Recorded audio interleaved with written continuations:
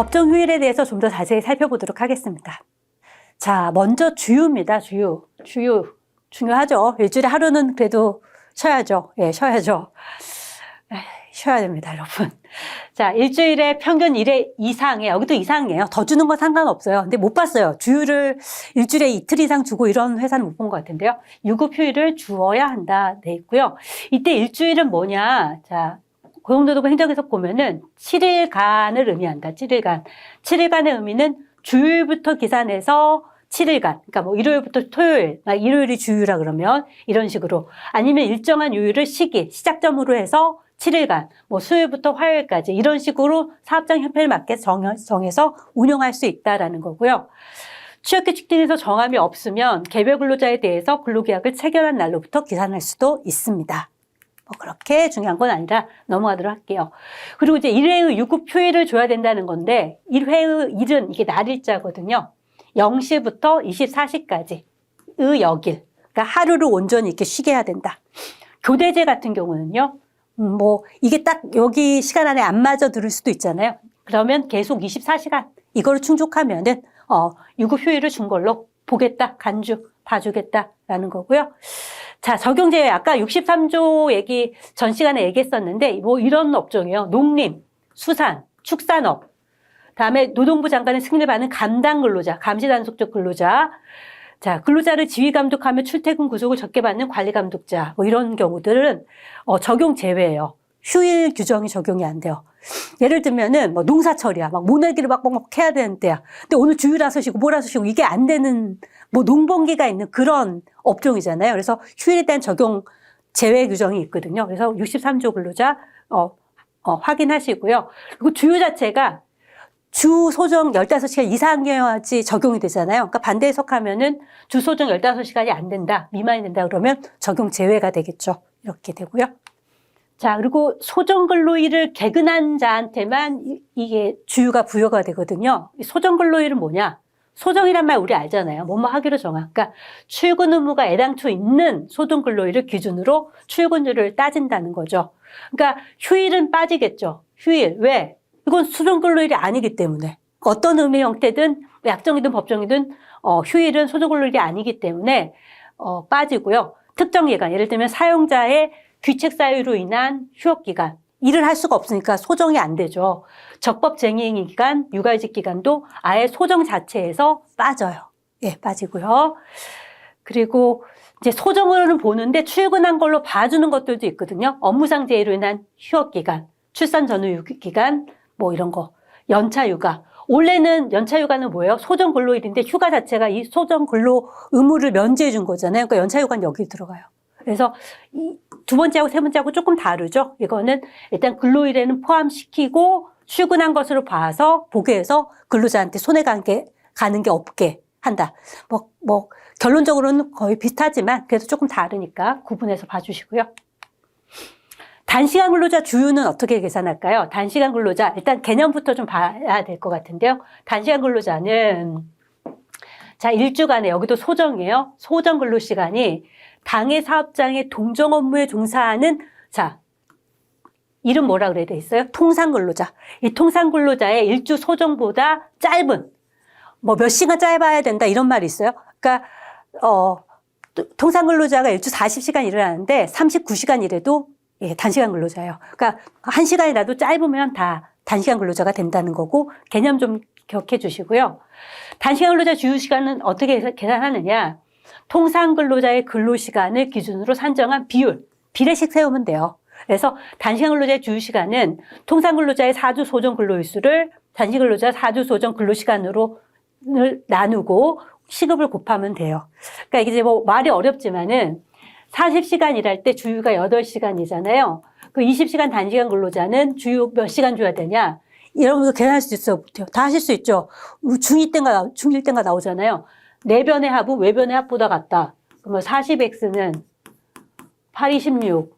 그럼 x는 4 나오잖아요. 고루. 이 비례식 세워서 여기다가 시급 곱해서 주유수당 계산하면 된다는 거예요. 어렵지 않죠? 이렇게 하는 것도 한번 풀어볼까요? 이따가 풀어볼게요. 먼저 이제 FAQ 보시고 갈게요. 주중 결근한 근로자에 대해서는 어떻게 휴일을 부여해야 되나요? 일단 주유는 줘야죠. 다만 이제 무급으로 주면 된다. 그 내용 쓰고 있고요. 뭐 내용도 한번 볼까요? 사용자에게 유급 휴일로 처리해야 할 것을 청구할 수 없을 뿐 휴일 자체가 보장되지는 않는다고 볼 수는 없다라고 판시를 해서 주일은 부여하되 무급으로 주면 된다. 네, 무급으로 주면 된다는 거고요. 자, 패스트푸드점을 운영해서 매니저 1명하고 알바생 7명을 고용하고 있습니다. 저희 법인이랑 좀 규모가 비슷하네요. 근로계약 당시 소정 30시간으로 정했지만 워낙 근로시간 변동이 많은 관계로 실제 근로시간은 개별 근로자 매주 말 협의해서 다음 스케줄을 작성합니다. 시급은 9,000원입니다. 예. 최저임금에 미달하지만 여러분 예시는 예시니까. 자, 알바생한테도 주휴수당 줘야 되나요? 왜 줘야 되죠? 주휴 줘야 된다 그러면 소정을 기준으로 줘야 되는지 실제 근로시간을 기준으로 지급하는지 궁금합니다. 이거 한번 볼게요. 자, 주 15시간 이상 하는 알바라 그러면 모든 근로자 알바 포함해서 주휴 줘야 된다. 자, 올 주 소정 30시간이기 때문에 주휴수당은 54,000원이다. 자, 소정을 기준으로 주고 있죠. 통상 근로자인 매니저의 4주간 소정 근로일수. 자, 주 5일 일하고 있고 4주 일하니까 20일. 이걸 뭘로 나눠요? 뭘 나눠줘요? 자, 알바생이 소정 근로시간, 소정을 기준으로. 자, 주 30시간 일했죠. 아까 소정 정했잖아요. 곱하기 4주 하니까 120시간. 나누고 곱하기 9,000원 해주니까 54,000원. 다만, 근로계약으로 일주 소정 근로시간을 정했더라도 그 이후 당사자가 일주 또는 일일 소정 근로시간을 이렇게 변경했다면 일일 소정 근로시간으로 보고 최종적으로 노사 간의 합의에 실제 근로한 시간을 기준으로 주휴수당을 줘야 된다는 게 노동부의 행정해석. 요거까지 정리하시면 되겠습니다. 저희 직원이 일주일 동안 지각 조퇴한 시간을 합쳐보니 1일 근로시간이 넘었어요. 이걸 하루 결근한 것으로 보고 주휴수당을 지급하지 않아도 되는 건가요? 저희가 이제 현업에서 사장님들 많이 돌아보면서 다니잖아요.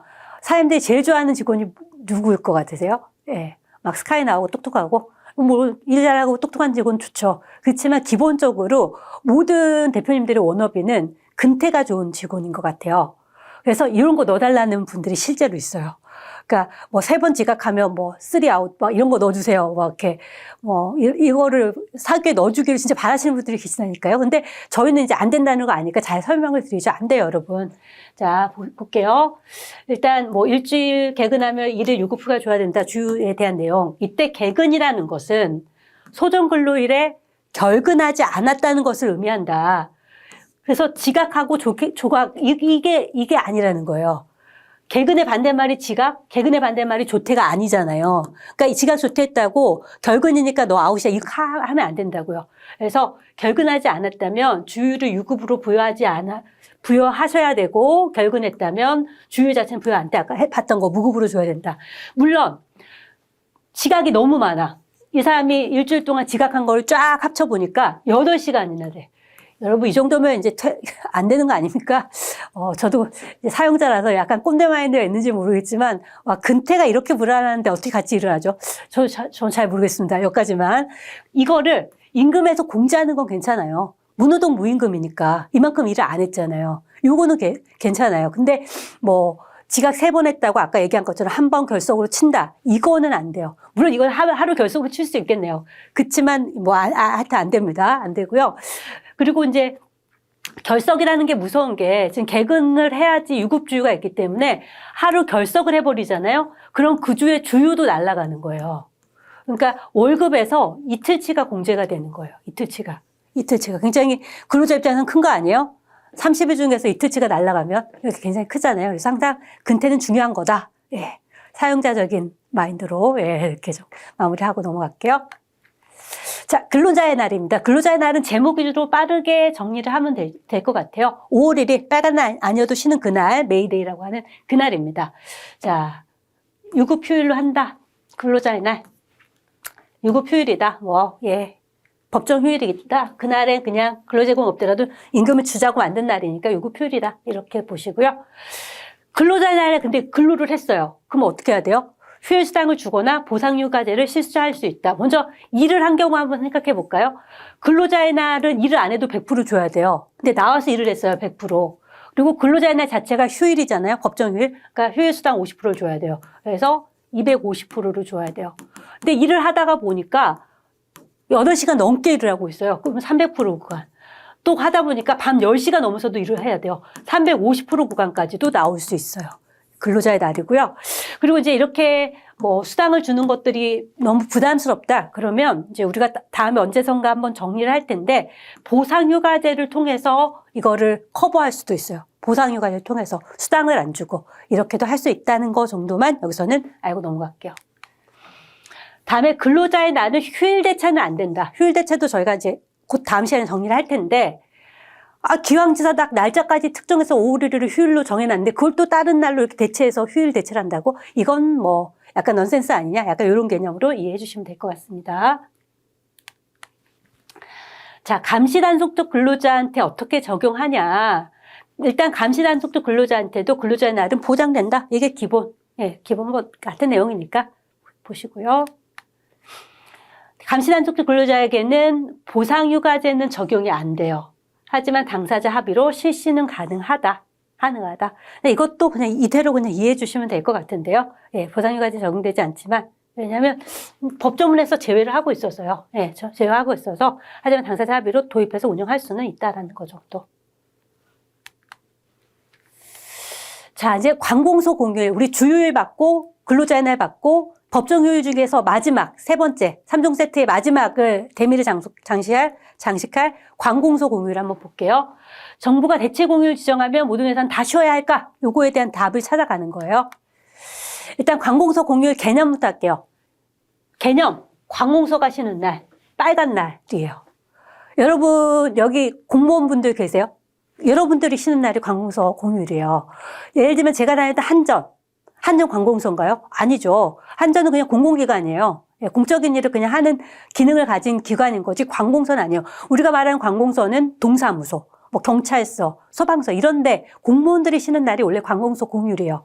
이거는 대통령령인 관공서 공휴일에 관한 규정이 나와 있어요. 그래서 공휴일, 예를 들면 일요일, 국경일 중에 이런 날, 일요일 1일 신정, 뭐 명절 앞뒤로 석가탄신일 쭉쭉쭉 있고요. 그다음에 대체 공휴일, 대체 공휴일도 있어요.